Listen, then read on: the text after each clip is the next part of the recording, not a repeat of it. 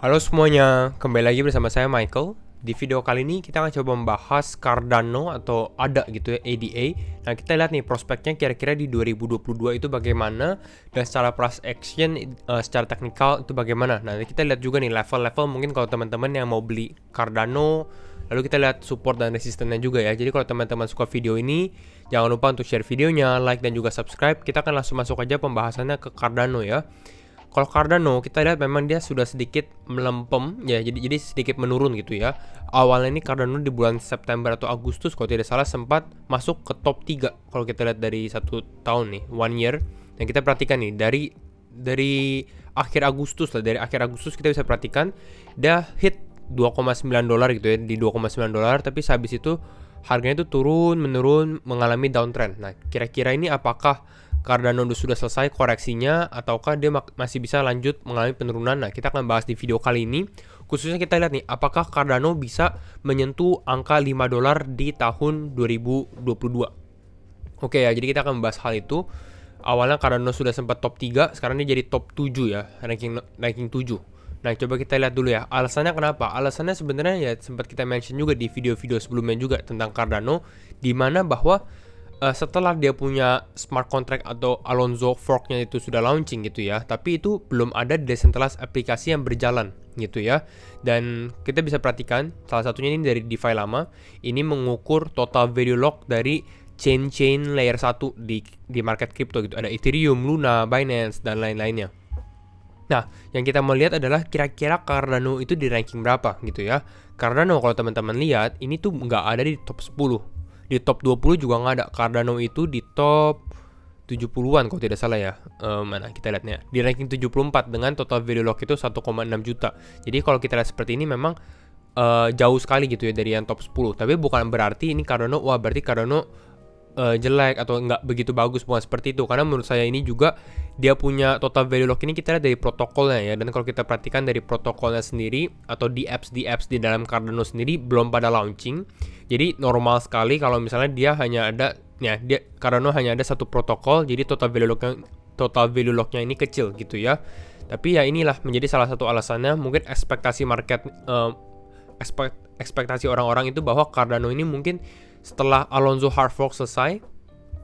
Kalau teman-teman yang nggak tahu, Alonzo hard fork tuh yang di sini, di Google ya, di smart contract-nya dia. Setelah smart contract-nya selesai atau fase 3-nya selesai, orang-orang tuh berharap, wah ini kita langsung bisa memakai, langsung di apps langsung masuk. Itu ekspektasi market istilahnya. Makanya harganya itu naiknya cukup besar sebelum hard fork. Ini drive-nya juga hype-nya sih. Jadi gara-gara ada hype-nya juga, makanya ini naik cepat. Tapi ternyata tidak sesuai ekspektasi, ada beberapa problem, lalu di apps-nya belum berjalan dengan smooth, masih ada transisi dan lain-lain, makanya harganya mengalami penurunan gitu ya. Jadi kalau sekarang sebenarnya ini cukup fair value untuk Cardano sendiri di harga sekitar $1.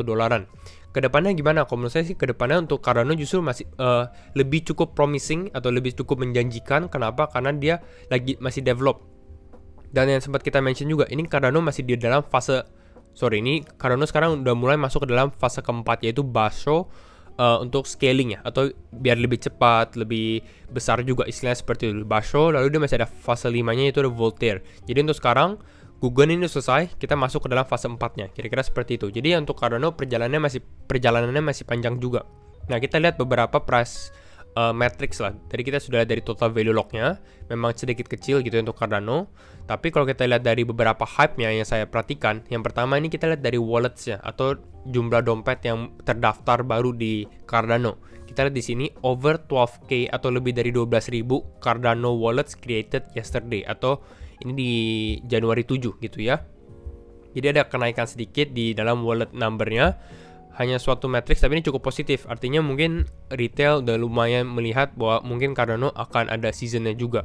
Lalu kalau kita lihat juga dari ekosistem development-nya, atau mungkin sebelum kita masuk ke sini, saya mau kasih lihat dulu nih statement dari si Hoskinson.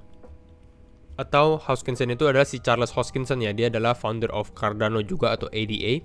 Nah, dia bilang apa si Charles Hoskinson ya?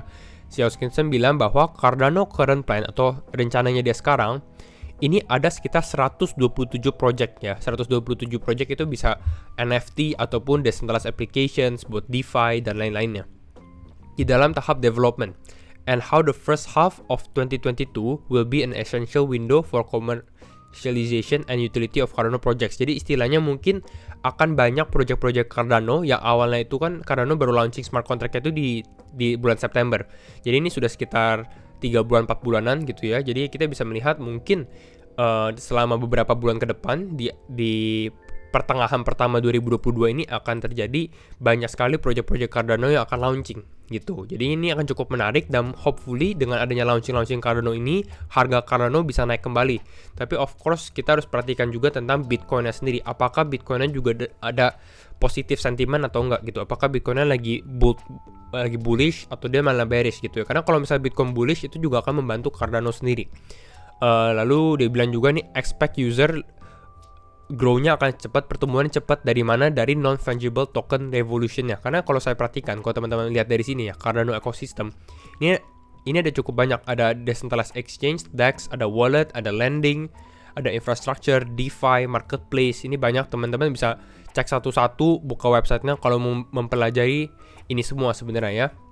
Saya sendiri belum cukup dalam sih untuk mempelajari ini semua, tapi ini bisa dipelajarin. Nah, kalau kita perhatikan di bawah sini nih, banyak sekali NFT project yang ada di Cardano, dan memang kalau dari kelebihan Cardano itu adalah kalau dibandingkan dengan Ethereum pastinya itu gas fee-nya lebih murah. Jadi hopefully mungkin Cardano punya NFT akan cukup hype juga, dan orang-orang yang awalnya nggak mau beli NFT karena gas fee-nya mahal, ini mungkin lagi mau lebih bisa masuk ke dalam NFT dengan adanya Cardano punya NFT project gitu. Jadi itu salah satu kelebihannya sih kalau dari NFT. Nah, kita coba bahas satu di apps yang Cardano yang sempat kita bahas itu adalah SundaeSwap. Kalau teman-teman ingat, ini kita bilang bahwa dia lagi ada testnetnya dia di bulan Desember, dan memang sudah selesai testnetnya. Kalau kita perhatikan sedikit overview dulu untuk SundaeSwap ya. SundaeSwap sendiri ini adalah decentralized exchange-nya Cardano. Jadi ini hampir sama seperti Uniswap di Ethereum atau PancakeSwap di Binance. Jadi hampir semua layer 1 itu ada yang namanya decentralized exchange. Nah, untuk Cardano yang topnya itu adalah SundaeSwap. Nah, tapi untuk SundaeSwap sendiri kalau kita perhatikan ini belum mainnet launch. Jadi dia baru selesai testnetnya. Jadi belum officially launch lah istilahnya ya. Jadi kita masih menunggu, dan ini saya tadi cek infonya, belum ada sih tanggal yang dia mention gitu ya, tapi dia hanya update doang. Ternyata pada saat testnet juga nggak terlalu berjalan mulus gitu ya. Kalau kita perhatikan di sini ada sedikit yang namanya congestion, atau bisa kita bilang sedikit macet lah, sedikit problem, tapi itu sebenarnya bukan problem yang besar. Kenapa? Karena kalau kita perhatikan juga, karena Cardano itu komunitasnya kuat, komunitasnya besar, hype-nya juga ada gitu ya. Jadi banyak yang mempunyai ekspektasi yang cukup tinggi terhadap Cardano. Jadi kalau misalnya ternyata project yang nggak berjalan bagus atau sedikit ada problem, nah itu mungkin bisa dikritisi, istilah seperti itu ya. Ini hampir sama juga seperti SundaeSwap, di mana SundaeSwap sendiri transaksinya itu pada saat testnet itu cukup besar, sekitar 500.000 transactions. Jadi ini besar sekali, 500.000 transactions. Penjelasannya dia adalah kalau 500.000 memang ini udah pasti akan adanya problem. It was clear congestion would be inevitable. Nggak bisa ya, kita hanya bisa hadapin aja gitu ya, karena 500.000. Tapi kalau misalnya 50.000 ya itu mungkin bisa, karena normalnya ya nggak akan sebanyak 500.000. Istilah seperti itulah dia bilang ya, volume itu besar sekali pada saat waktu testnet. Jadi ya ini dia masih di tahap pembenaran. Mungkin ya kita lihat dalam 1-2 bulan ke depan bisa launching SundaeSwap. Teman-teman bisa update dari officially Twitternya SundaeSwap ataupun lihat dari komunitasnya juga sih ya, gitu ya. Nah, sekarang kita lihat secara Cardano. Tadi kita lihat juga apakah Cardano bisa ke $5 di tahun 2022. Nah, ini sempat kita lihat the coins perspektif ini cukup bagus karena kita melihat perspektif coin dengan secara market cap gitu ya, dengan coin lain. Kita lihat Cardano tadi di ranking 7. Jadi kalau misalnya kita bandingkan aja Cardano dengan Binance, karena Cardano memang awalnya tuh sempat masuk ke dalam top 3 gitu ya. Nah, kalau misalnya Cardano dengan market cap setara dengan Binance istilahnya ya, ini potential price Cardano sekarang itu adalah $2,24. Jadi bukan di $5. Kenapa? Karena memang market cap itu kalau untuk sekarang memang lagi sedikit mengalami koreksi, penurunan gitu ya. Hopefully kalau misalnya market crypto naik, mungkin ada potensi sebenarnya ke $5, tapi itu tergantung. Kalau untuk sekarang ya target realistisnya ya adalah untuk Cardano kembali ke range sekitar $2, mungkin $3 itu udah cukup bagus juga. Tapi kalau misalnya ternyata Bitcoinnya bisa naik, apakah Bitcoin ke 100.000 ataupun bagaimana gitu ya, kita nggak tahu ke depannya bagaimana. Nah, tapi itu kalau misalnya seperti itu mungkin ada potensi di mana Cardano bisa ke $5 gitu. Tapi teman-teman harus perhatikan juga, ini kalau kita bandingkan Cardano dengan Solana sendiri, ya harganya tuh hanya sekitar sampai di 1,32 dolar atau naiknya hanya 17%. Kalau seperti dengan USDC itu 1,36 dolar atau 21%. Jadi teman-teman bisa menggunakan coin perspektif ini. Kalau 5 dolar berarti istilahnya ini bisa hampir setengahnya Ethereum. Cukup besar sih untuk sekarang ya, seperti market cap-nya setengah Ethereum. Nah, sekarang kita coba cek secara analisa teknikal apa di level berapa kalau teman-teman mau beli Cardano, lalu kita lihat apakah sekarang dia healthy atau enggak gitu ya. Nah, kalau teknikal sendiri nih kita sempat mention ada trennya ya. Tapi sebelum kita mulai masuk ke teknikal, saya harus disclaimer on juga gitu ya. Teman-teman harus do your own research. Ini bukan ajakan untuk menjual atau membeli suatu aset. Nah, kalau kita lihat dari ADA USDT, ini kita ambil dari parallel channelnya gitu ya. Di sini ada supportnya, sempat ada support di sini juga. Lalu kalau kita perhatikan di sini ada topnya. Nah, ini ada 2 top. Lalu garis tengah ini bisa dinamakan bisa menjadi support atau bisa menjadi resisten juga, dan memang ini terbukti juga. Kita bisa perhatikan di sini sempat terbentur di garis tengahnya, lalu ini sempat tertahan di garis tengahnya juga menjadi support, ini terbentur di garis tengahnya juga, middle line lah istilahnya. Jadi bisa dibilang parallel channel ini cukup valid gitu ya untuk kita menjadikan patokan. Nah, kalau kita perhatikan sekarang apa yang terjadi dengan Cardano, ini dia sudah breakdown dari parallel channelnya. Teman-teman bisa perhatikan ini ya, dia udah turun dari parallel channelnya. Apakah bagus? Nggak bagus gitu ya. Ini sedikit bearish untuk Cardano sendiri, karena kita perhatikan di sini parallel channelnya sendiri dia sudah breakdown gitu ya. Lalu ini sempat dia mau masuk lagi ke atas. Kita bisa perhatikan di sini dia turun ke bawah, dia mau masuk lagi ke atas, tapi apa yang terjadi nggak kuat gitu. Istilahnya di sini ada resistennya. Jadi ini Cardano kembali turun lagi ke bawah dan sekarang juga lagi turun nih. Nah, itu yang harus kita perhatikan. Nah, kalau untuk sekarang support yang kuat untuk Cardano itu ada di sekitar mungkin di 1 dolar sih kalau menurut saya. Di psikologi 1 dolar ini ada support yang paling kuat. Cardano harus bisa mempertahankan support ini sebenarnya, karena kalau misalnya dia tidak mempertahankannya, ini Cardano bisa turun lebih dalam lagi dan memang cukup parah. Karena kalau kita perhatikan di sini juga dia nggak terlalu membuat support atau resisten, nggak ada konsolidasi phase di area mungkin dari sekitar 0,18 dolar sampai sekitar 0,8 dolar, 0,7 dolar gitu. Jadi di sini tuh cukup kosong istilahnya ya. Jadi Cardano ini harus bisa mempertahankan level 1 dolarnya. Karena kita lihat di sini memang kalau kita lihat dari case sebelumnya, apalagi di tahun 2021, ini 1 dolar ini menjadi level yang cukup kuat untuk Cardano. Kita lihat berapa kali dia bisa berhasil bertahan 1, 2, 3, 4, 5 kali tes di 1 dolar, nggak pernah turun dari 1 dolar gitu ya, nggak pernah closing di bawah 1 dolar.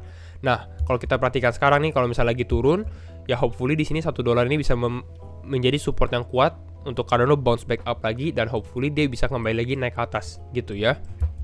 Jadi itu 1 dolar ini menjadi level yang cukup bagus kalau teman-teman mau beli Cardano. Tapi kalau misalnya ternyata nggak kuat, bagaimana nih kalau nggak kuat? Ini saya ada level Fibonacci-nya juga. Mana ya? Nah, Fibonacci retracement yang saya buat, ini saya ambil dari high-nya dia, all time high-nya di sekitar 3 dolaran gitu ya. Ini berapa all time high? Sekitar 3,1 dolar pada saat dia membentuk konsolidasi di sini. Di bawahnya ya. Nah, kita mau lihat nih kira-kira supportnya itu di berapa.